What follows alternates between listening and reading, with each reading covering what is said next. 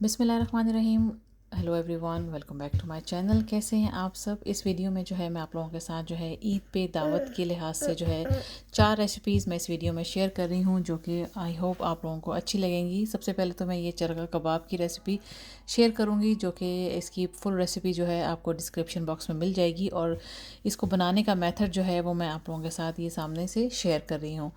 और इसके साथ साथ जो है मैंने 3 रेसिपीज़ और इसके अंदर शेयर की हैं, जो कि मैंने बनाया है स्टीम चिकन रोस्ट की रेसिपी है वो। और उसके साथ मैंने जो है दूसरी रेसिपी जो एक तैयार की है वो है मैंने बॉल्स बनाए हैं चिकन आलू के साथ।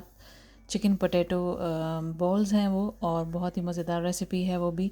और उसके साथ जो है मैंने एक चिकन मिन्स का जो है पार्सल, ब्रेड पार्सल जो होते हैं वो मैंने तैयार किए हैं। बहुत ही डिफरेंट रेसिपी है वो, आप लोग ज़रूर ट्राई कीजिएगा। और अगर आपको वो रेसिपीज़ अच्छी लगें तो कमेंट सेक्शन में मुझे ज़रूर बताइएगा कि आपको ये रेसिपी कैसी लगी।